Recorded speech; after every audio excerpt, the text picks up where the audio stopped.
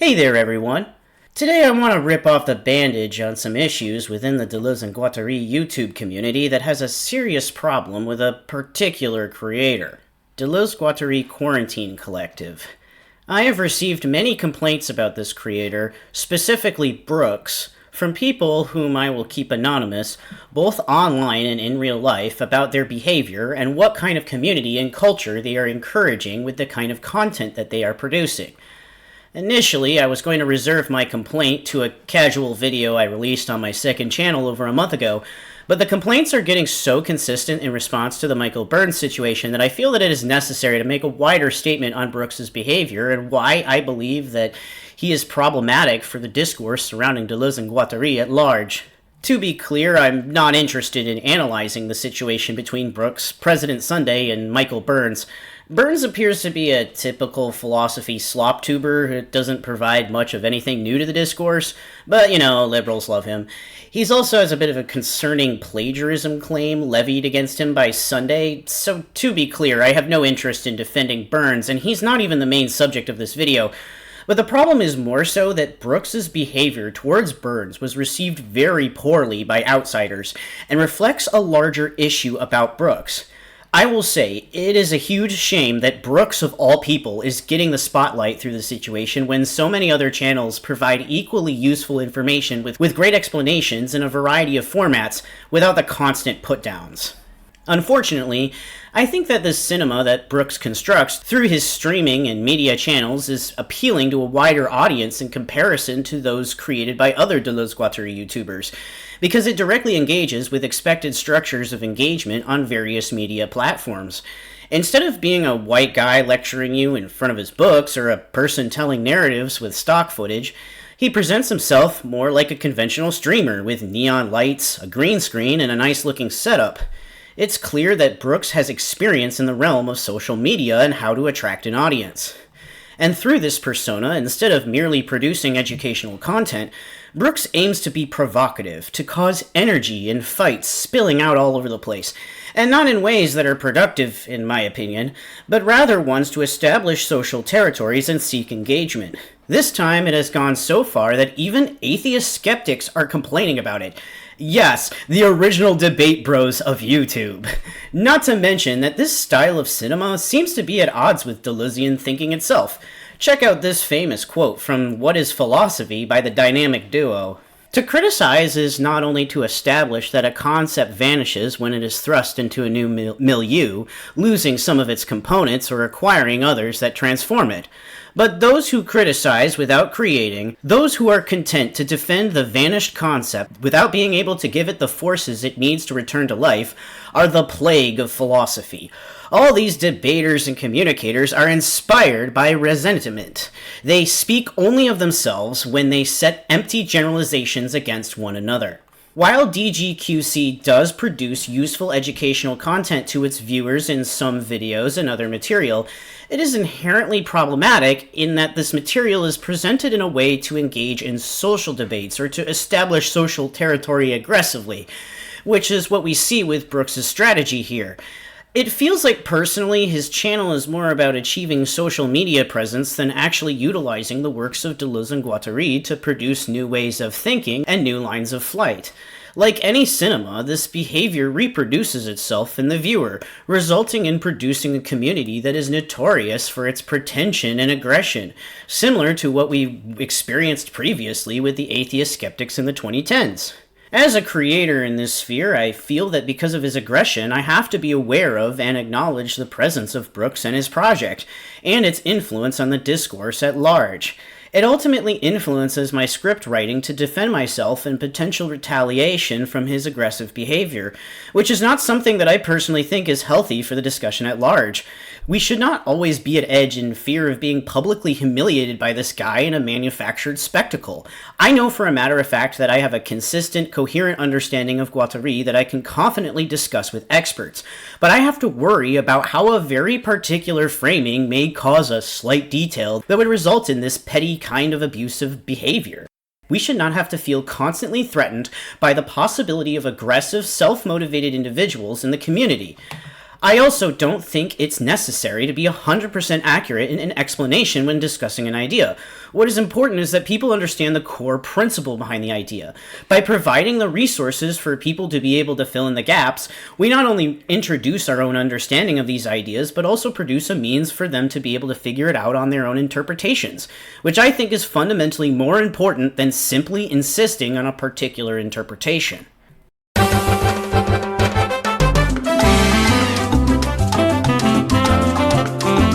Brooks has used these differences, interpretation and opinion, to attack other YouTubers with an extremely aggressive, rude, and condescending way that is not productive to discourse.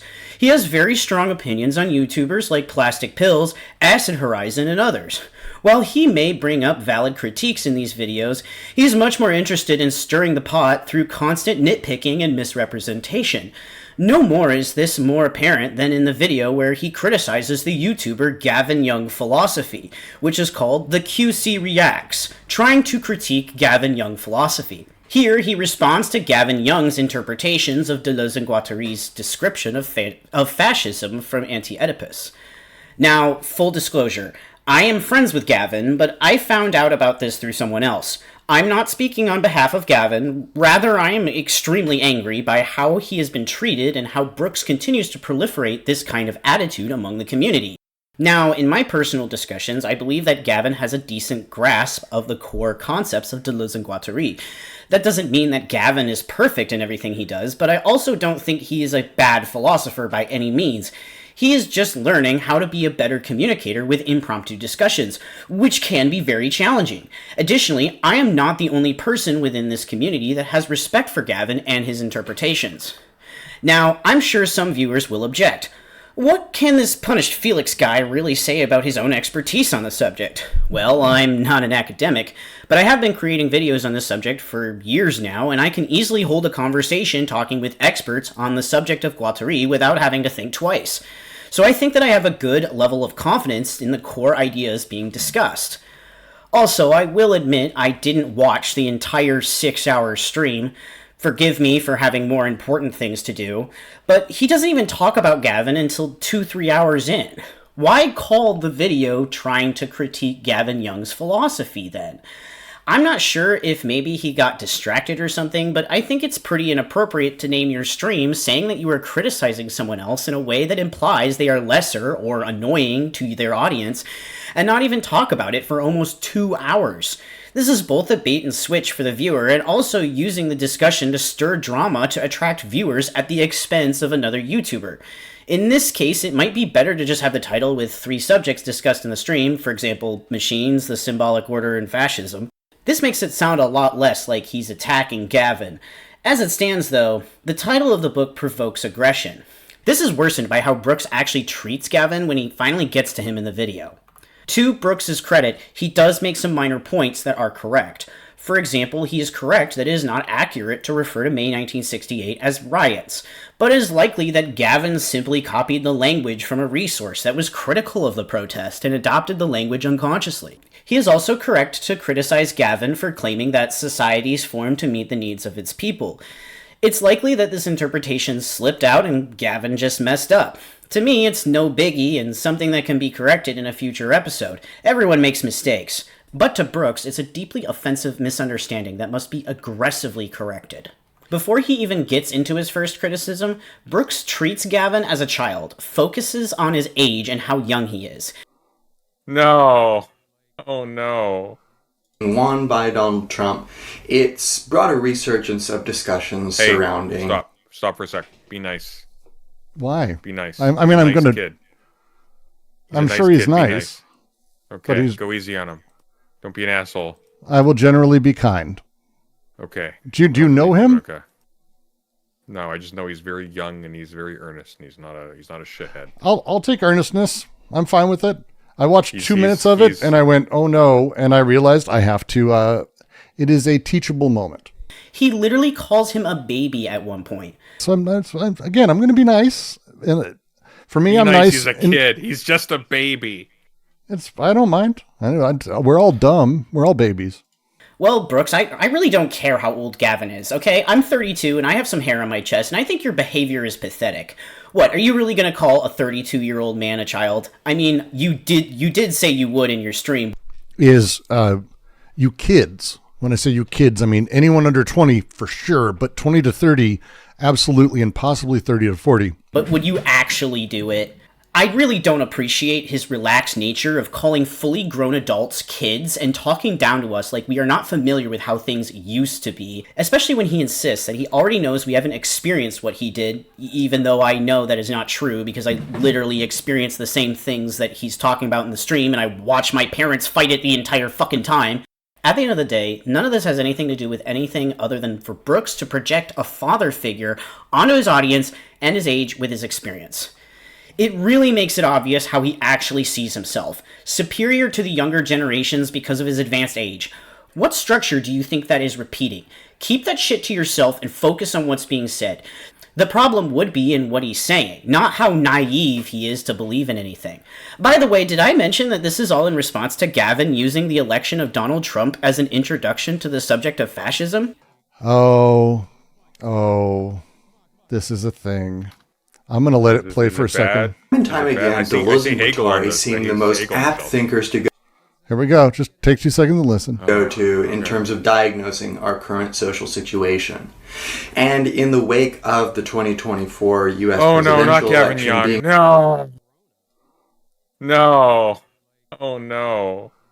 won by Donald Trump, it's brought a resurgence of discussions surrounding... Stop for a sec. Be nice. Why? Be nice. I mean, I'm going to... Kid. I'm sure he's nice. Okay, go easy on him. Don't be an asshole. I will generally be kind. Okay. Do you know him? Okay. No, I just know he's very young and he's very earnest and he's not a shithead. I'll take earnestness. I'm fine with it. I watched 2 minutes of it and I went, oh no, and I realized I have to. It is a teachable moment. I personally don't see what's wrong with his interpretation to be so rude and condescending. He's using a popular discourse to connect to the audience. Maybe I'm misunderstanding, but Brooks appears to be claiming that Trump isn't a fascist, and that's why Gavin is naive and foolish.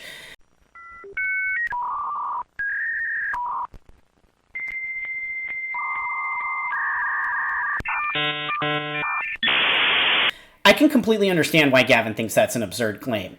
I would like to see Brooks spread out the mental gymnastics about how Trump isn't a fascist. You're telling me that the regime that has sent the National Guard to multiple cities to fight against crime is not a fascist regime? This video certainly didn't age well. Even at the time that Brooks made this video in March, Trump's administration was doing incredibly fascist things according to at least Guattari's definition. Sure, things that were targeting non-white people, but still horrific abuses occurring all over the place. Don't forget that this was around the time that dozens of people were rounded up by ICE and they were illegally deported to El Salvador and left to rot in a mysterious and shady prison system to offload responsibility from the United States. Hell, everyone else figured out that this was fascism as soon as Musk was infiltrating the government. I don't know what point Brooks is trying to get at here about Gavin, but we're barely into this critique and he's already making seriously questionable takes. Brooks is incredibly nitpicky over Gavin's choice of words in the first part of the video. He argues that Gavin's language suggests that fascists have their desires sorted out or whatever. Phrasing is problematic because it has a lot of other language elements within it. So when he says things like part of society desires, it's like, no. The subjectivity produced desires fascism. It's not part of society. It's not that, Donald Trump's people are more in touch with their desire. That's not the... Look, I'm just happy he hasn't opened up with Deleuze-Guattari wanted us to be schizophrenic because of its political potential. Correct. I'm just happy that we haven't gone there yet. In comparison to leftists, but I don't see anywhere where Gavin actually makes this implication at all.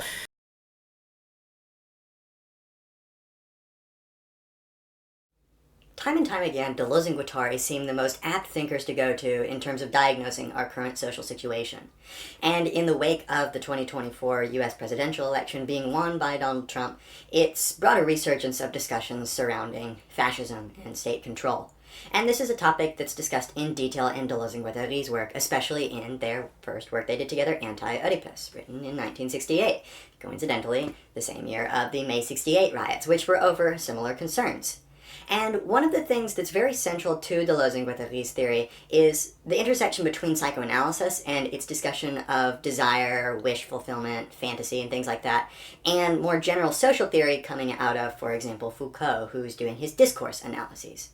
These are brought together in Deleuze-Guattari's work in a very interesting way that I think you might find helpful in terms of thinking about how desire plays itself out in the social realm. And they're going to give us a slightly controversial thesis regarding fascism and regarding its success in many historical moments, which is that in some sense, the society desires fascism. Now, Deleuze and Guattari are concerned with the way that norms get produced. And they really want to focus on the aspect of production, the way in which contingent historical and social circumstances allow for the development of certain ways of being, certain things that we take for granted and that are being undermined by, for example, the genealogical method of Nietzsche or Foucault, where we examine the historical contingencies that allow for basic concepts to be developed and altered as tools for control. And Deleuze and Guattari mention in a passage that I'd like to discuss that social production is purely and simply desiring production itself under determinate conditions. Now, what the heck does that mean? Now, I've done lectures on desiring production before, but in its most basic sense, desiring production is the idea that what makes things be is the way that they do. The things that they are engaged in actively doing. And the chief method of this doing for anything is desire. Because desire, think about the way that desires work in your head. They propel you towards some end by making you actually do something, by making you not content with what you're doing right now, or in fact have the potential to make you content with the struggle to go out and get something. And this is what societies are trying to do. Read Plato, Aristotle, Cicero, Aquinas, Augustine, any of these people who say anything at all about social and political theory. The reason that societies get together is because they need to fulfill some kind of need that cannot be fulfilled individually. So, to just correct a little bit, and again, this is the tough parts about Deleuze generally, and Guattari is you're talking about a sea change in sort of how things are sort of conceived of, and so it's difficult. Instead, Gavin is actually saying that desiring production is a process of how things exist as a result of what they do. And what they do is a consequence of how desire flows through stuff. I don't see what's exactly wrong with this definition. It's generally correct. Brooks attempts to impress us with all this summary of Anti-Oedipus's particular description of desiring production, emphasizing its relationship to Lacan's concept of lack. No, these are what they are. They're connected. They're the shape of what they are. And we think of them as the shape of what they are. We think of them as the parts as a whole, not really by what they produce. Conversely, we think of organisms by what they produce, what they do, how they put things into the world. And we kind of have this dichotomy of how do we reconcile this? Well, for them, the way that they come up with it is basically the body without organs. The body without organs is the surface on which the repetitive action of the elements of the desiring machines and all the little pieces, instead of being seen as what they do, instead they are producing. They produce and they work within desire. But instead, what we should be looking at is more or less the shape of them, the indices of them, the way they're connected, and then at large, because of the way the function of the BWO happens with recording and then ultimately creates a totalization around the organism, we find in the organism that the structuration is what we should be looking at and conceiving of. That separation with the BWO in between flips that dichotomy in a completely separate direction. And so when we talk about desire, and when he's inferring here with desire, and we'll get into it because I'm not sure what he's saying directly, it is not that what people want or that desire creates through people. Yeah, exactly. That's the Lacanian traditional psychoanalytic view of things, that desire... Well, that's just the colloquial use of the word desire. Correct. But he fails to grasp that everything that he is saying is ultimately reaching the same conclusion that Gavin is suggesting, that desire produces reality by producing the processes of doing something. Brooks then shifts to criticizing Gavin's use of the word desire being misleading without explaining to viewers that it is not individualistic. As a YouTube creator in the Deleuze-Guattari discourse, I personally am very strongly against this idea that we have to dumb down our content for newcomers. In my opinion, it is not ultimately helpful for them, and it interferes with our ability to connect these discussions with more advanced discourses. We shouldn't have to be policed by someone acting like the audience's father figure who talks about his Gen X crap to the audience constantly to fit his expectation of the education to the public. Also, can I point this out? This discussion is about a book called Anti-Oedipus. You know about daddy issues, right? Those are related to the Oedipus complex according to Freud, and Brooks is projecting himself as a father figure to his audience when talking about a book called Anti-Oedipus. Yeah, I'm serious, you can't make this shit up. Or how about how he's literally telling us about what good and bad philosophy is? If only Deleuze and Guattari came up with a whole system that they spend an entire plateau explaining in 1,000 plateaus that explained why transforming complex, polymorphic conversations into a binary of X or a Y is problematic. Yeah. Also, we aren't just educating, but we're also participating in active discussion about these subjects, new ways to analyze new ideas. Of course, in a single-take recorded format, like with Gavin's work, there's likely to be some potential mistakes, which makes this level of nitpicking even more unnecessary. For me, if one of my videos breaks out of the typical niche, I see it as an opportunity not only for people to be introduced to Deleuze and Guattari, but also our discourse. Unlike Brooks, we are not merely just entertainers, but we are also people who enjoy having a discussion, and we would like to continue to have that discussion without being rudely interrupted by nitpickers who are contributing very little new to it. While Brooks is indeed correct that fulfilling needs is incorrect in the context of Deleuze and Guattari, this may be a casual reference to some other idea, and personally I think it's okay if people make mistakes, and that doesn't make them bad philosophers or childish. I also think it's really inappropriate to talk so much about how modern education is failing students when Gavin's main crime was talking too casually about what Deleuze meant about something. I don't know how to explain this much clearer to Brooks. Yes, Deleuze on YouTube has an education problem, but we don't need a Gen X content cop to tell us how to fix that problem. And Gavin isn't really the source of that issue when there are a dime a dozen accelerationist channels running around trying to act like Guattari is a mystical sage. Very strange that Brooks is all but silent on accelerationists completely butchering Deleuze and Guattari, especially considering they're doing a lot more damage to the discourse. To Brooks's credit, I do think that Gavin's explanation of difference between desire and need is lacking, pun intended. I get what he's trying to get at.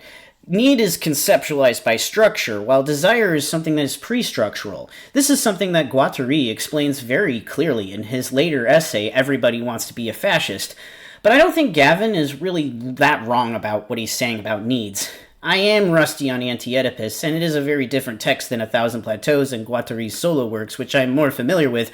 But I was leafing through the text in the first chapter, and while it is true that Gavin would have benefited by discussing lack, it's pretty obvious that what Gavin is trying to say is essentially true, that desire comes first, and needs come later after being structured by a subject. This is the core concept that Gavin is trying to explain. Guattari again reinforces something similar in the aforementioned essay by emphasizing that desire comes before pleasure. The point is ultimately that desire comes first and is not defined by structure. While the critique and analysis of Lacan is important for understanding the technical details, it is not necessary to understand the core aspect of what is being discussed regarding fascism here. What is strange is that even though Brooks can recite all of these technical details about Anti-Oedipus, he still struggles to actually comprehend its subjects well enough to tell when somebody is generally heading in the correct direction with an idea. Instead, all he can do is sort these polyphonic discourses into a strict binary flow of good versus bad. Of course, if Brooks really wants to be this anal retentive about details, perhaps he should be more cautious about how he associates Guattari as a postmodern theorist. Postmodernism is a vague term in many use cases that doesn't provide a lot of value, but what is very clear is that Guattari is not a postmodernist. In fact, this just confirms what I've already suspected, that Brooks is just another Deleuze reader who has not engaged seriously with Guattari's work. You know, that guy that 25% of his channel is named after. Believe me, check out this quote from Schizoanalytic Cartographies to just see how off base he really is.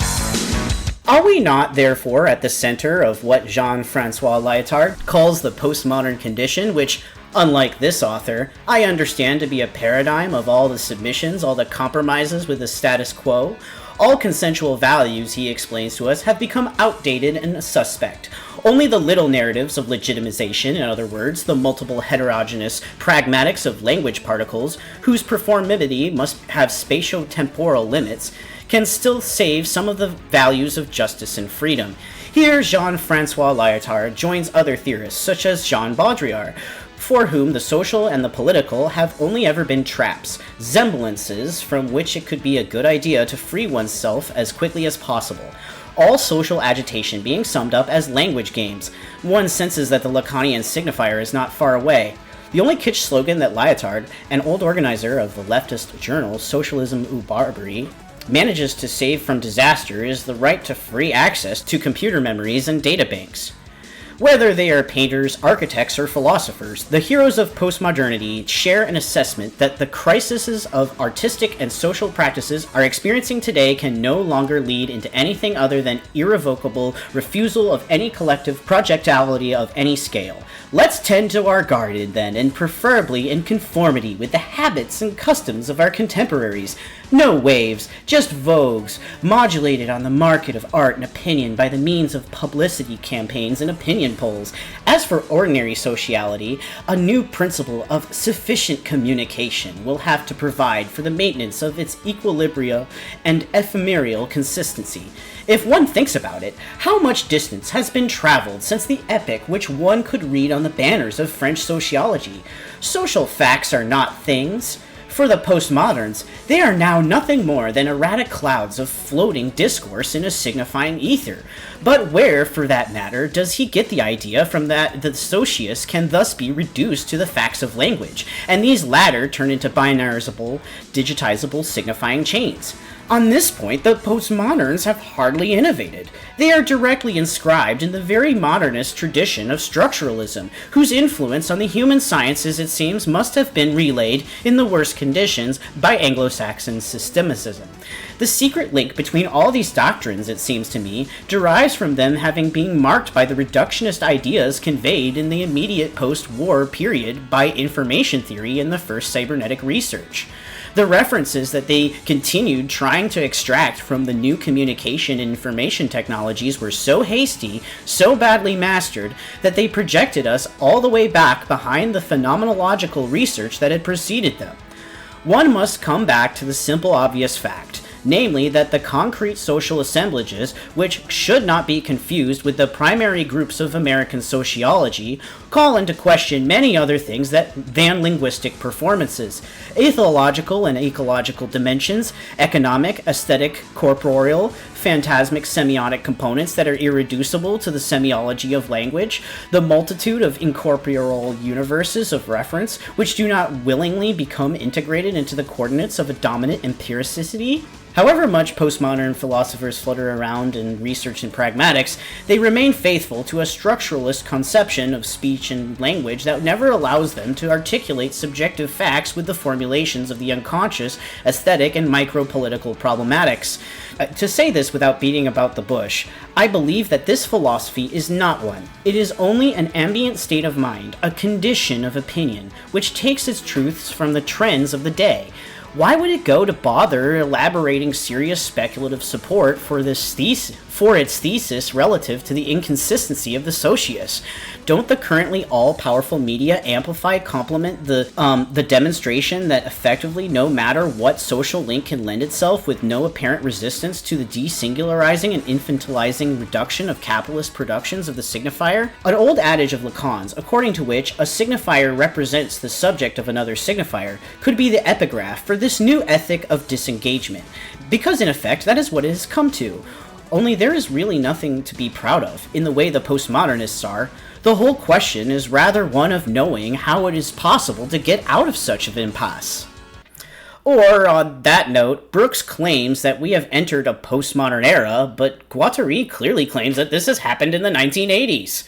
Even more so, in the final essay of the book, Cracks in the Street, Guattari says the following: "Before coming here, some of my friends had warned me, above all, don't declare war on structuralism and postmodernism as you have a habit of doing.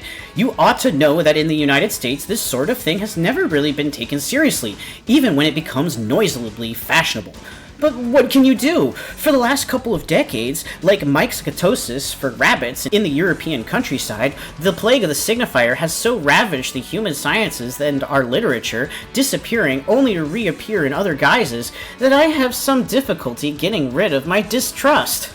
apparently implying that Guattari's constant rambling against structuralism and postmodernism would land him in awkward social situations, and yet he could not help himself but to continue to engage. In all honesty, none of this really matters, and it's extreme nitpicking in of itself. Most people don't need to know about Guattari's rage against the postmoderns, but Brooks invited this problem into his own house. If Brooks doesn't want this level of intense criticism, perhaps he shouldn't throw stones in glass houses. This whole thing goes on for a really long time. I scrolled through about an hour and a half of this stream to see what else he's saying, but he keeps going on over the same things over and over again. It comes off like Brooks takes something such as a relatively minor error or slip of the tongue that could easily happen on a non-scripted recording, or something that is not explained as clearly or precisely as he would like, and he thinks it's an opportunity to bash down on someone and flex for 30 minutes, just because he has an interest in education. You know who also acts like this? Richard Dawkins. Do you really want to repeat the legacy of the most annoying atheist in the last 25 years? The problem is that the entire format of his channel is based around the same kind of aesthetic paradigm that centered the atheist discourse. Just like Guattari predicted in Chaosmosis, it isn't the content even that matters so much as the cinematic machines that deliver it.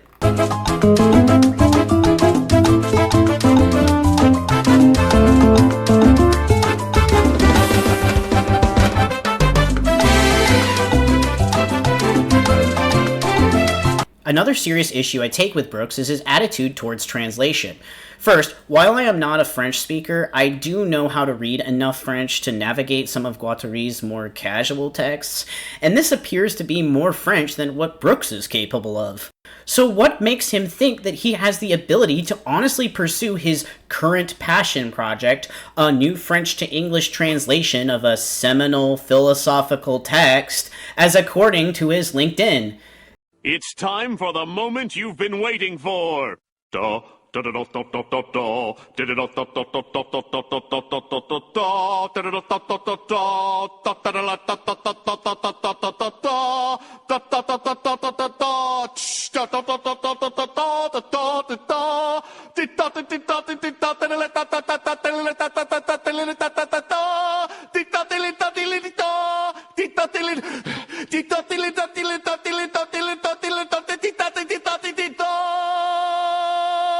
Yeah, it's Anti-Oedipus. It's absolutely fucking Anti-Oedipus. Okay, we get it. Brooks complains throughout the streams that the current translations of Anti-Oedipus are insufficient because of poor word choices, but he seems to be unaware that the translation history of Deleuze and Guattari is quite complicated and an entire research subject in of itself.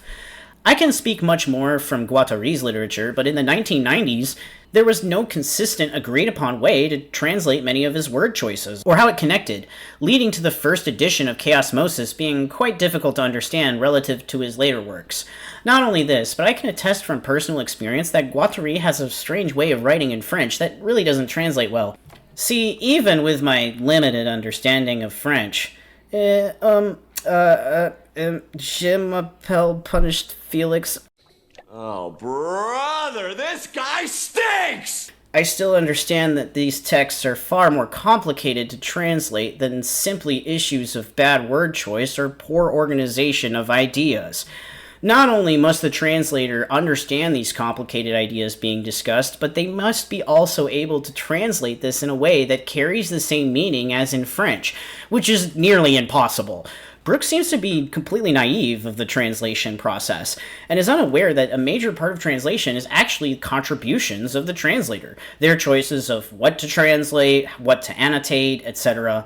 With this in mind, he seems completely unconscious to how his own perspectives will cloud of the value of such a translation that he expects, let alone his complete lack of knowledge of French to even begin to guide him in such translations. What is apparent, too, is that he does not seem to engage much with the actual known or currently working translators within the community either. His opinion seems largely contrary to how other translators understand current issues within how the community functions. For example, standardization of terms, expectations from readers, etc. Again, for someone who admits that they don't even speak a lick of French, I do not understand why he thinks that he can do a better job than people who are fluent in the language, even if he does not like the choices of the translators personally. Oh, certainly. He can publish his own hack version of Anti-Oedipus if he wants, but if he actually cares about the material being discussed, maybe he should actually take the time to learn French and better familiarize himself with the actual translation concerns with their works, rather than simply using this as an opportunity to posture himself.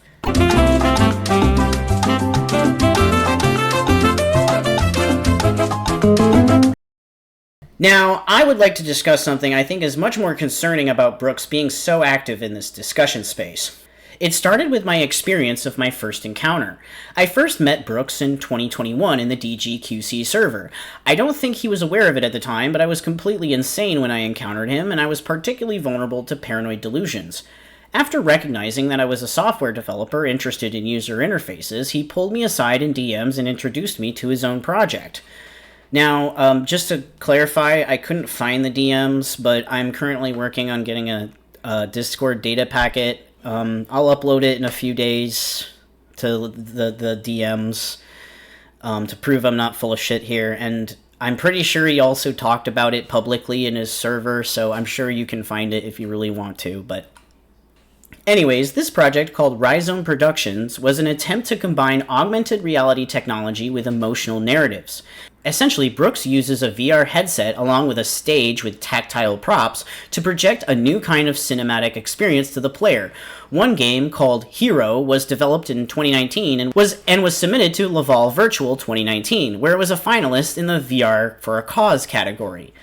The problem is that the footage of this game depicts a war scene in the Middle East, presumably in the Syrian war. Even without visual output, the result is quite graphic. Just warning, there's no, images or anything, but the audio is quite graphic, so if you want to skip to this point of the video to not see it, it's, you can go there. I also marked it with a chapter, so that way, if you can't see very well, you can also just skip to the next chapter. Lift the bar! Down here! Allah! Down here, please! Is everything be okay? Down here! Lift the bar! حياتي بالك! قل بار الله! Don't cry, Baba. يا سلام! It's okay. I freed your arm.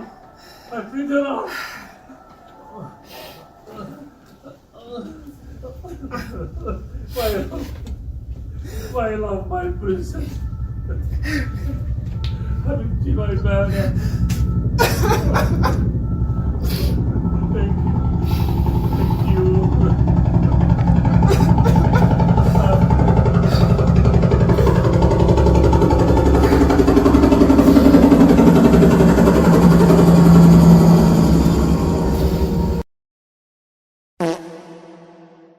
In comparison to most people in the tech and gaming industries, Brooks has significant industry connections that allow him to make a company that has already produced political propaganda with augmented reality in an attempt to use an assemblage of sensory experiences to produce a more real, engaged experience with the player.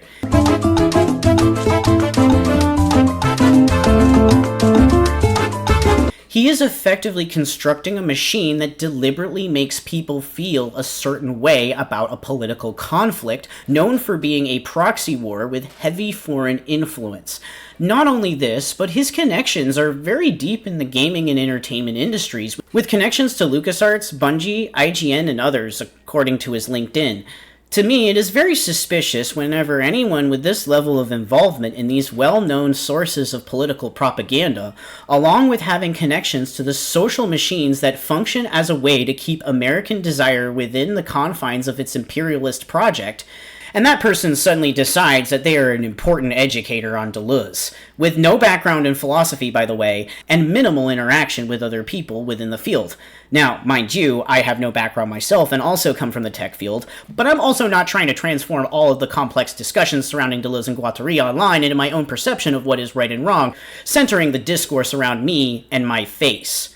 But this is exactly what Brooks is doing.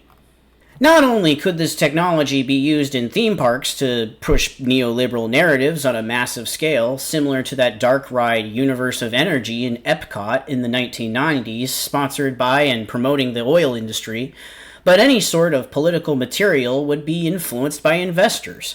We have already seen the impact of other market Deleuzians with productions like BuzzFeed. To be blunt, it wasn't just me who was spooked by this.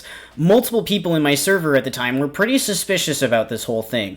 I don't think this is something that we should condone in the discourse, and I think that until Brooks makes a serious statement about it and how he has changed since then, we should treat his intentions as suspect. Now, some of you might think I'm overreacting here. They seem to think that the issue I have with him is that he's a CEO of a video game company. Just a CEO, right? It is true as well that back then I was very paranoid. I'm not going to cozy up to some influential business suit just because they have access to resources, but if somebody turns around and demonstrates they made a mistake, I get it. Honestly, if people demonstrate that they have turned around, I don't really have a problem with whatever their past is, as long as they've invested in a real better future rather than a phony one sold to us by the rich. Again, to be perfectly clear, I am not criticizing Brooks for having a job in the entertainment industry. We all need to find ways to get by, whatever that may be. I used to work for Blue Cross Blue Shield in Michigan, back in 2019, for example. But the difference between me and Brooks is that I'm very critical of what my work had done to the world. My work at Blue Cross and realizing its impact on people caused my pre-domal phase to trigger into what I believed was schizophrenia, which forced me to evaluate my relationship between me and my career. I don't expect everyone to go crazy over it, but Brooks does not seem to be critical at all of the gaming industry whatsoever. In fact, he seems to be quite at home in this natural part of its ecosystem. It's not the fact that he has a career within the industry, but rather that he has an intentional direction to use these technologies in a particular way that not only introduces powerful suggestive power through multi-sensory engagement, the addition of tactile and directional senses through augmented reality sets that players navigate, and seems completely uncritical about developing this technology within an industry notorious for its political propaganda, depiction of war crimes, complicity with the Israeli occupation of Palestine, labor violations and anti-union culture, sexual harassment, and oppressive anti-consumer practices. It is the fact that he is completely uncritical of how his work plugs his own machines into this apparatus that I have a problem with. To say the least, it bothers me a lot. I am so personally disgusted by the video game industry that I have been extremely vocal about how I will never work with non-indie efforts, especially since corporate efforts are constantly trying to extract additional value from our indie spaces while entrapping us within their software licenses and distribution models. I am not interested in building a career with a culture of condescending white cis men in power who sexually harass women at work and complain about dealing with trans, black, and disabled people behind closed doors. Now, it is possible that Brooks has since distanced himself from this work, but it does not appear to be the case since he still is actively looking for work within this field on LinkedIn as recently as 5 months ago. Additionally, for someone so involved in political emancipation, he seems much more concerned for asserting his authority as a supposedly educated figure within a space over actually encouraging his audience to participate in helpful political activity within their communities. What is political emancipation if not feeling that your actions matter? What does arguing online about this definition of a body without organs actually matter to the liberation of oppressed peoples? You are in a politically leftist space. You cannot just make some empty, baseless claims like this to justify your own aggression and work when they accomplish little else than pushing away the rest of the community. It makes me really wonder why he seems to believe that playing around pretending to be a revolutionary behind a microphone is somehow more important than learning about minority issues and providing material support to local communities. It is quite suspicious to me, as a reader of Guattari, whose works are so incredibly politically charged and focused on real material solutions, that the best that this guy can come up with is work with corrupt media industries and mass-producing propaganda narratives with highly integrated sensory technology. And personally, I would question anyone who claims that they are offering you what you need for political emancipation.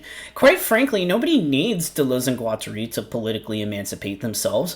One can only look at the series of actual material political emancipations that occurred in the 20th and 21st century, where oppressed people fought and won for their land and lives back without having to read DG once. In fact, the real attempts to achieve this emancipation through Anti-Oedipus in the 1970s failed.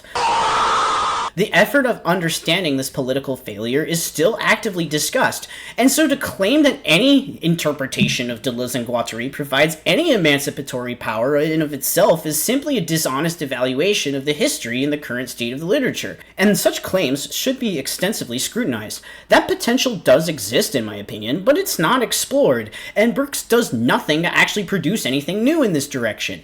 Do you really think that a VR game developer reproducing neoliberal narratives with no connections to the discourse outside of bullying other people and trying to establish his own social territory can actually provide any of that to us? This is concerning, since to me, Brooks has merely just shifted from one media project to another, using his past experience in social media management and human-machine interface development within VR to establish social dominance. This is strictly my opinion, but I cannot see this as anything but having full intention of manipulating his audience. He is attempting to, as Deleuze would say, capture the other in his dream. Through the nature of his work, his ability to produce new cinemas has migrated towards an easier-to-produce style that is more accessible to a wider audience. We should be questioning the motives of all creators who present philosophy to us on the internet, but I think Brooks in particular invites more scrutiny than much of the community because it makes me really wonder what his real intentions are. To be clear, I don't think his intentions are money, but rather influence. Either way, I don't think it is something that we should be welcoming or even necessarily tolerating within the discourse, since I think it is necessary for there to be a diversity of thought throughout this community, especially ones not influenced by a past in using media to influence political opinion.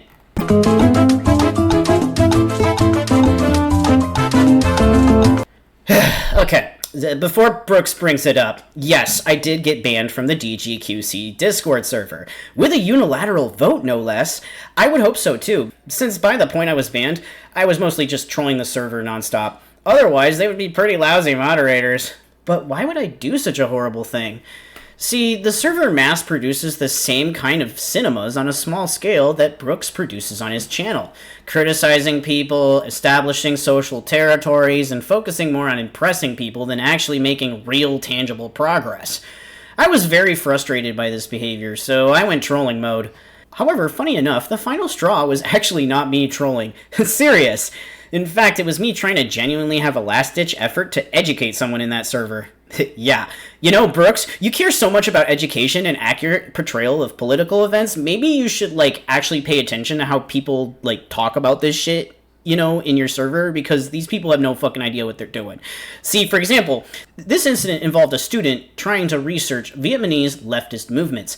They were content with referencing Wikipedia, US and Vietnamese state media about the subject. That's it. That's what they thought was good. I intervened and I told them that they should read texts written by leftists in the native language, and I provided an example of leftist propaganda as an example.